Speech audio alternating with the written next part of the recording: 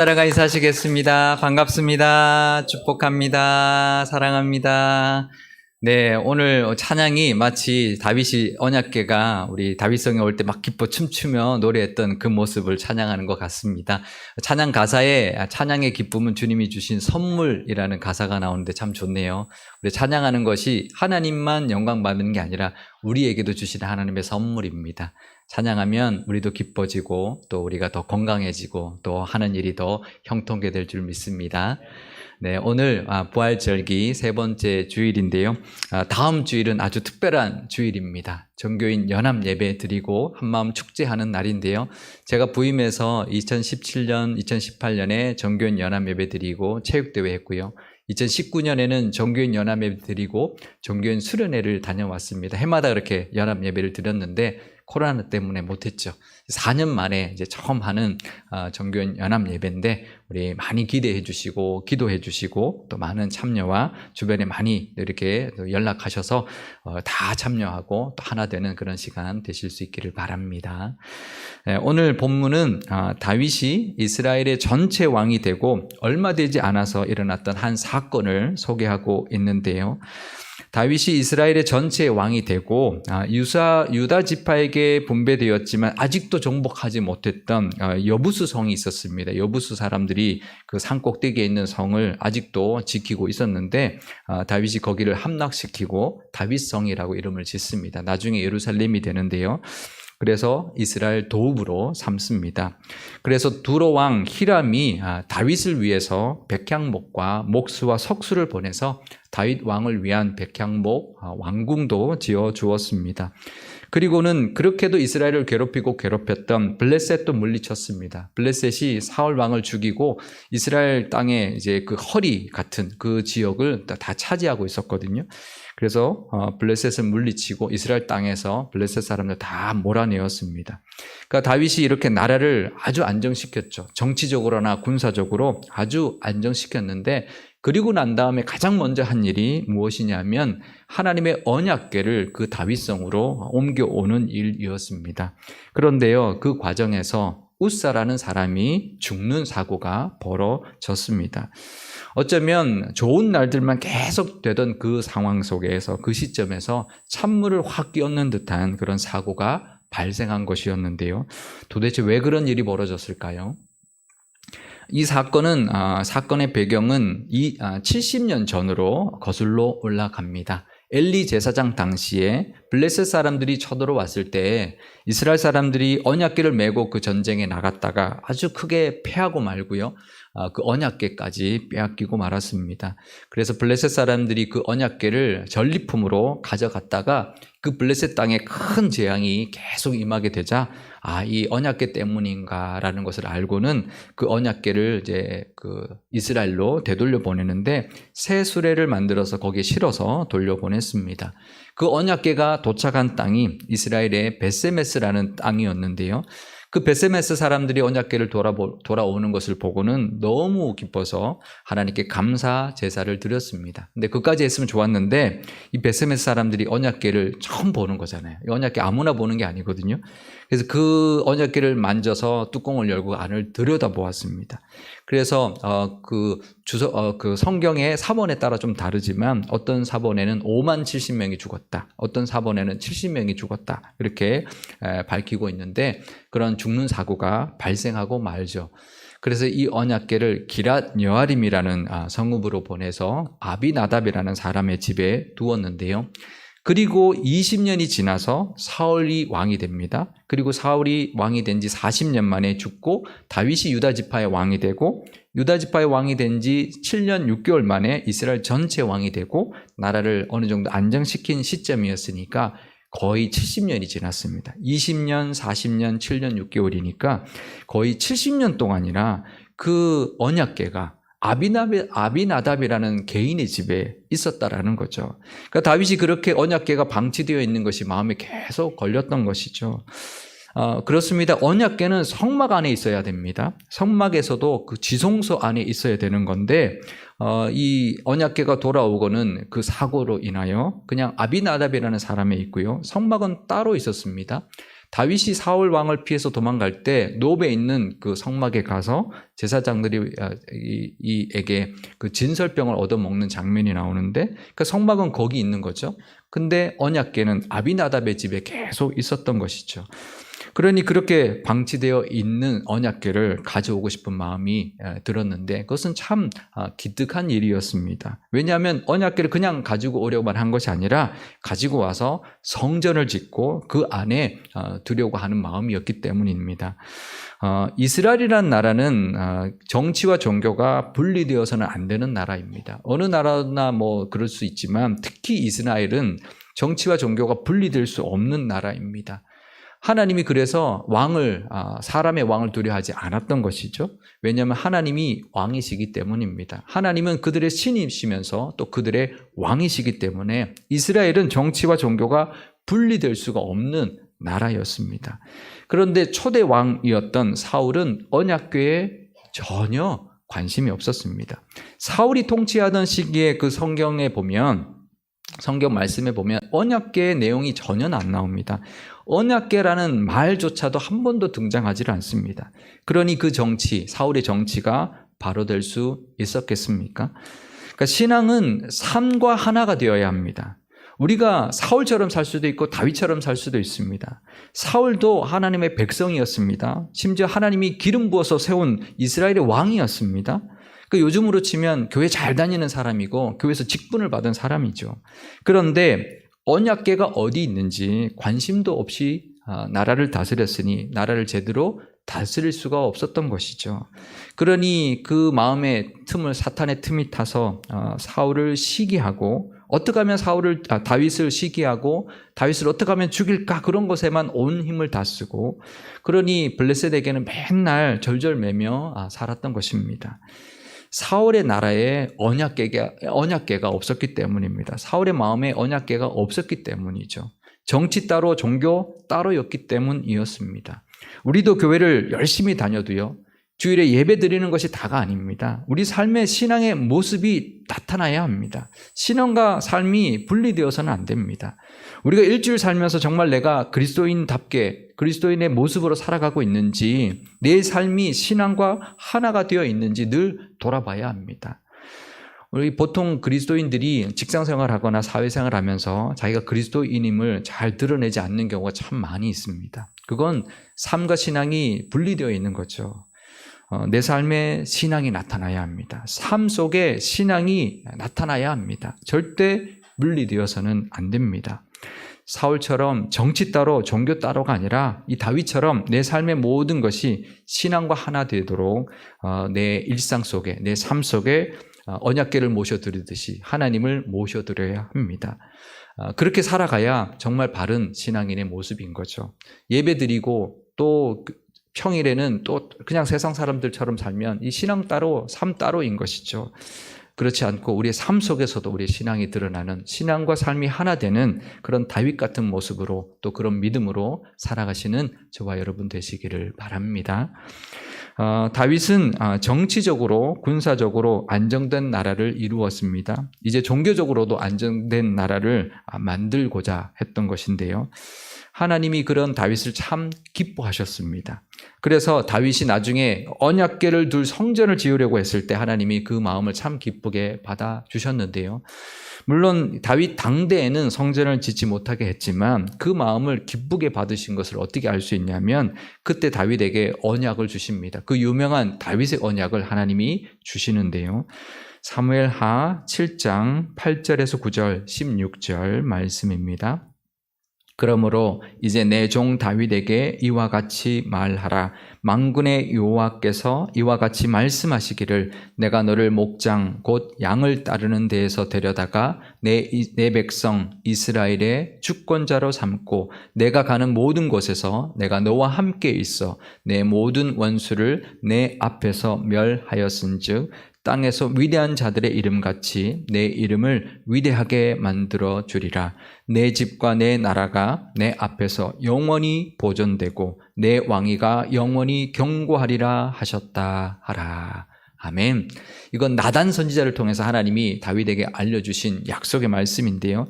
그러니까 다윗이 그 마음, 성전을 짓고자 하는 그 마음을 하나님이 기쁘게 받아주셔서 다윗의 그 이름을 위대하게 해주시겠다. 또 다윗의 집과 나라가 영원히 보존되고 견고하게 해줄 것이다. 그렇게 약속해 주셨던 것입니다. 다윗의 그 마음을 기쁘게 받으셨다라는 증거인 거죠. 사실 어떤 사람들은 이런 다윗을 곡해하기도 합니다. 이제 이스라엘 전체 왕이 되었으니 언약궤까지 다윗성으로 가져와서 정치 군사적인 힘뿐만 아니라 종교적인 힘까지 가지려고 했던 모습이다. 이렇게 오해를 하기도 합니다. 그러니까 이 언약궤를 다윗성으로 가져오려고 한 것이 왕권을 강화하기 위한 종교적인 힘까지 가져서 아주 강력한 왕권을 가지려고 했던 정치적인 목적 때문이었다. 이렇게 매도하는 그런 사람들이 있었는데요. 그런데 이 다윗의 그 진심을 오해할 만한 모습이 또 하나 더 나중에 나옵니다. 그것은 다윗이 요나단의 아들 무비보셋을 찾습니다. 그래서 왕궁에 데려다가 살게 하고요. 왕의 식탁에서 같이 밥을 먹게 합니다. 그러니까 이 무비보셋을 찾아서 왕궁에 데려다 놓고 늘 자기가 보는 앞에서 밥을 먹게 했던 거죠. 이 무비보셋이 사울 왕가에서 살아남은 유일한 생존자였습니다. 그러니 이 무비보셋을 중심으로 얼마든지 반란을 꾀하려는 세력이 있을 수 있는 거죠. 그래서 다윗이 이 무비보셋을 왕궁에 살게 하고 자기 옆에 두는 것은 마치 볼모로 잡아두는 것처럼, 그래서 반란의 여지를 아주 두지 못하도록 한 그런 속셈이다. 이렇게 오해했던 사람들이 있었습니다. 다윗의 이런 행동 하나하나를 의심한다면 이 다윗의 이 모든 모습들은 고도의 정치적인 모습들이다. 이 다윗은 정말 고도의 정치적인 사람이다. 이렇게 오해할 수 있습니다. 그렇죠? 이제 이 언약궤를 가져오는 것도 정치적이고 이 무비보셋을 데려다 놓는 것도 정치적이다. 과연 뭐가 진실일까요? 이 언약궤를 다윗성으로 가져오는 것이 왕권을 강화하기 위한 정치적인 술수였을까? 또 무비보셋을 곁에 둔 것이 반란의 싹을 완전히 잘라버리는 그런 고도의 정치적 전략이었을까?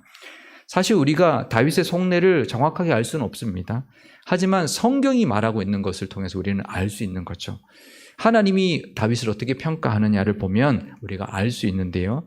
그런 다윗을 하나님이 책망하지 않고 오히려 기뻐하십니다. 그러니 다윗의 그 마음은 진심이었다는 것을 우리가 믿을 수 있는 것이죠.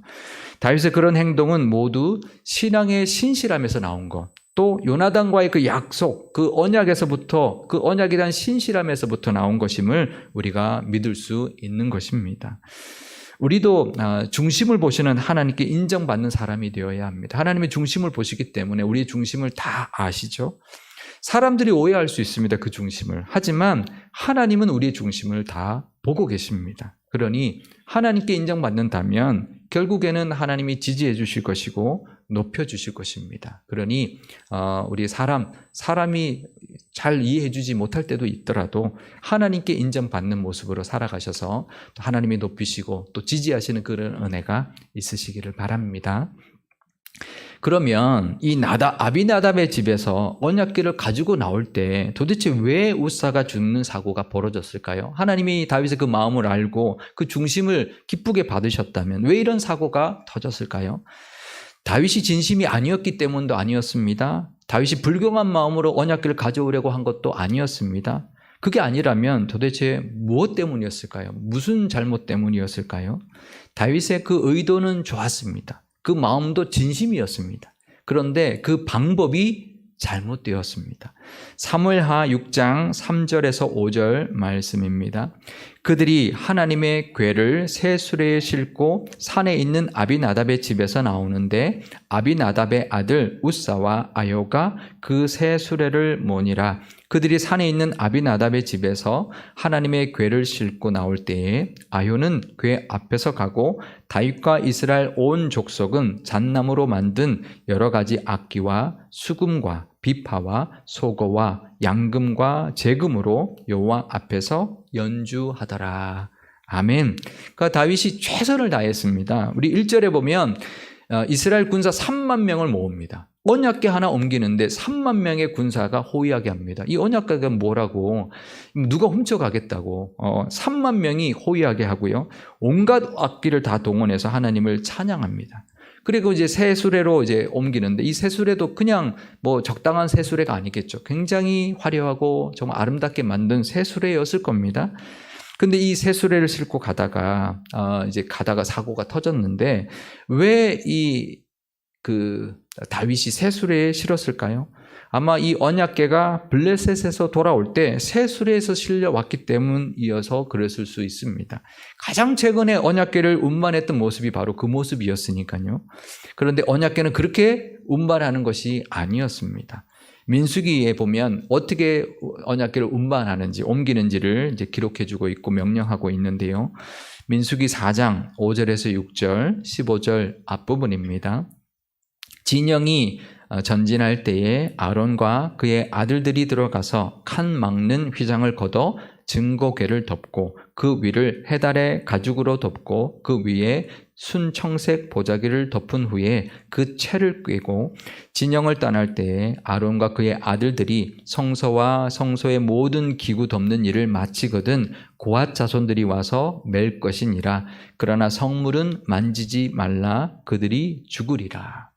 그러니까 언약궤를 우리가 이동할 때 이스라엘 백성들이 광야에서 이동할 때 이제 그 성막을 다 거두는데 언약궤는 언약궤 앞에 지성소를 맡고 있던 휘장으로 덮고 또 해달의 가죽으로 덮고 청색 보자기로 덮은 후에 채를 깹니다. 그 언약궤는 고리가 있는데 거기에 양쪽으로 채를 꿰서요. 레위 지파 중에 고앗 자손이 어깨 메고 옮기게 했습니다. 왜 그러냐? 그 이유까지 말씀하고 있는데요.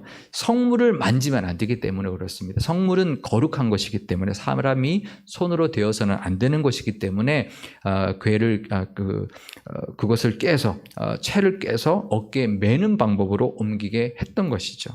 그런데 언약궤를 실은 이 수레를 끌고 가다가 이 소가 갑자기 놀라서 뛰는 사고가 벌어지고 그러다 보니 언약궤가 이제 떨어지게 생긴 거죠. 그래서 아비나답의 그 아들 우사가 수레 뒤에서 있다가 그 언약궤를 붙잡았던 거죠. 근데 그 언약궤에 손을 대었기 때문에 그 자리에서 즉사하고 말았습니다. 사실 우사가 무슨 죄가 있나요? 70년 동안 언약궤를 지켰고 언약궤를 운반하는데 언약궤가 떨어지면 이게 나무로 만들어서 금으로 씌운 거기 때문에 금방 이제 깨질 수 있는 거죠. 그래서 붙들은 것뿐인데 언약궤를 지키려고 한 것뿐인데 그 사고로 이 우사가 억울하게 죽고 말았습니다. 왜 그랬을까요? 이게 누구의 잘못인가요? 사실 우사가 그 거룩한 성궤 언약궤에 손을 대었기 때문이지만 사실 다윗의 잘못이죠. 다윗이 그 방법을 잘못 택했기 때문에 일어난 사고였습니다. 그런데 다윗이 이 사고가 터지자 언약궤 가져오는 것을 멈추고 말았고요. 그 옆에 있는 오벳 에돔이라는 사람 집에 그냥 두고는 다윗성으로 돌아와 버립니다. 그런데 그 오벳 에돔의 집에 그 언약궤 때문에 하나님이 큰 복을 내렸습니다. 사무엘하 6장 11절에서 12절 앞부분입니다. 여호와의 궤가 가드 사람 오벳 에돔의 집에 석 달을 있었는데 여호와께서 오벳 에돔과 그의 온 집에 복을 주시니라. 어떤 사람이 다윗 왕에게 아뢰어 이르되 여호와께서 하나님의 궤로 말미암아 오벳 에돔의 집과 그의 모든 소유에 복을 주셨다 한지라. 그러니까 오벳 에돔의 집에 겨우 3달이 있었는데요. 그러니까 사람들이 보기에 이거 복을 받는 게 하나님의 언약궤 때문이구나라는 것을 다 알 정도로 큰 복을 받았다는 거예요. 얼마나 이제 3달 동안 도대체 무슨 복을 내리셨길래 사람들이 보기에 이건 하나님이 언약궤 때문에 이 오벳 에돔에게 복을 주시는 거다라는 것을 다 알 정도로, 그래서 다윗에게 보고할 정도로 그렇게 큰 복을 주셨다라는 거예요. 3달 만에 아주 큰 복, 엄청난 복을 오벳 에돔에게 부어주셨다라는 거죠. 그래서 다윗이 이게 언약궤를 가져오는 것이 잘못이 아니었구나라는 것을 깨달았습니다. 그러면 뭐가 잘못인지를 이제 생각하기 시작했겠죠. 이게 방법이 잘못됐다라는 것을 깨닫습니다. 다윗의 그 중심과 의도는 좋았습니다. 하지만 방법이 하나님이 원하시는 방법이 아니었기 때문이었습니다. 그 다윗의 그 모습이 그전에도 있었습니다. 다윗이 지금 의도는 좋지만 그 방법들이 잘못된 것들이 그전에도 있었습니다. 헤브론에서 왕이 되었을 때요. 그 중심이 하나님이 인정받는 모습이었고 그래서 하나님이 함께 하심으로 계속 힘이 커져갔는데 다윗도 나름대로 자기가 최선을 다한답시고 그 이웃 나라 그술과 혼인 동맹을 맺었죠. 그것도 자기 나름대로는 잘하려고 했던 모습이었지만 방법이 잘못된 것이었습니다. 우리가 잘 아는 대로 나중에 그 혼인으로 태어난 압살롬이 어떤 일을 벌입니까? 자기 형을 죽이고 다윗에게 반란을 일으키죠. 그래서 다윗과 이스라엘에게 큰 위험을 주었던 그런 사건을 이 압살롬으로 인하여 생기게 되었던 것이죠. 그 위대한 왕이었던, 그 신실한 믿음의 사람이었던 다윗조차도 그 중심이 하나님께 있었고 그 마음이 하나님이 인정받는 마음에 합한 자라고 인정받는 사람이라고 할지라도 그 세밀한 것 하나하나까지도 하나님의 뜻과 방법대로 하지 못할 때가 있다라는 것입니다.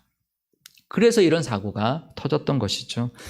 우리도 그렇습니다. 우리의 삶이 신앙으로 하나 되어야 합니다. 그리고 그 신앙으로 살아가는 그 삶과 중심이 늘 하나님께 인정받아야 합니다. 그리고 정말 작은 것 하나까지도 하나님의 뜻대로, 하나님의 방법대로 우리가 살아가야 합니다. 내가 하는 행동 하나, 내 삶의 모든 모습 하나까지도 하나님이 보시면 어떻게 생각하실까?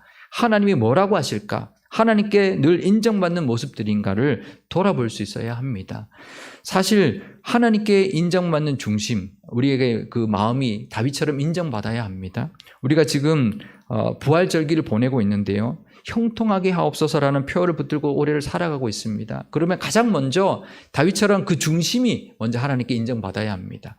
겉모습이 아무리 좋아도요, 그 중심이 선하지 않는다면 그건 아무 소용이 없는 것입니다. 우리 신앙에 있어서 순서가 참 중요합니다. 먼저는 다윗처럼 중심을 인정받아야 합니다. 그런데 그리고 난 다음에 더 나아가서 우리의 삶의 모습 하나하나까지도 하나님이 기뻐하시는 모습, 하나님이 원하시는 방법을 따라 살아야 합니다. 물론 쉽지 않죠. 다윗조차도 이런 실수를 범했으니까. 하지만 우리가 그 마음이 있어야 합니다. 중심을 하나님 앞에 인정받아야 되고 우리의 삶의 모습 하나하나까지도 과연 하나님이 기뻐하시는 모습인가 돌아보면서 살아갈 때 하나님의 형통케 하심과 은혜가 늘 가득하게 될 것입니다. 다윗이 대단한 믿음의 사람이었죠. 하지만 이 다윗도 이런 실수를 했다면 이 다윗의 모습을 통해서 교훈을 삼아서 우리도 살아간다면 우리의 모습이 다윗보다도 오히려 더 큰 은혜를 누릴 수 있고 더 큰 형통함과 하나님께 은혜를 누리는 복을 받는 그런 모습이 될 수 있을 것입니다. 우리 중심도 인정받고 우리 삶의 모습 하나하나까지도 다 하나님께 인정받는 하나님의 뜻대로 살아가시는 저와 여러분 되셔서 하나님의 형통케 하심과 이 부활의 은혜가 늘 가득하시기를 주님의 이름으로 축원드립니다. 기도하시겠습니다. 우리의 마음을 기뻐 받아주시는 하나님 아버지, 부활 절기를 보내고 있습니다. 형통하게 하옵소서라는 표를 붙들고 올해를 살아가고 있습니다. 우리의 중심이 먼저 다윗처럼 하나님의 마음에 합한 자로 인정받는 믿음이 되게 하옵소서. 하지만 우리도 연약하여서 때로는 하나님이 원하시는 모습대로 살지 못할 때가 있음을 고백합니다. 그럴 때마다 하나님 깨닫게 하여 주시고 우리의 삶의 모습 하나하나까지도 하나님의 뜻대로 하나님의 방법으로 살아가게 인도하여 주옵소서. 그래서 우리의 삶이 신앙의 모습으로 우리의 삶 속에 신앙의 모습이 잘 나타나게 하시고 우리의 삶이 신앙과 늘 하나 되는 참된 그리스도인이 다 되게 하여 주옵소서. 우리 교회도 그 중심에 하나님의 마음이 늘 있게 하여 주시고 모든 모습들이 다 하나님이 원하시고 기뻐하시는 모습들로 가득한 교회 되게 하옵소서. 다음 주에 있을 전교인 연합 예배와 한마음 축제를 위해서도 기도합니다. 좋은 일기를 허락하여 주시고 안전하고 은혜로운 시간이 될 수 있도록 친히 역사하여 주옵소서. 준비하는 모든 과정과 끝나는 그 시간까지도 모든 것을 다 주관하여 주실 줄 믿사오며 우리 주 예수님의 이름으로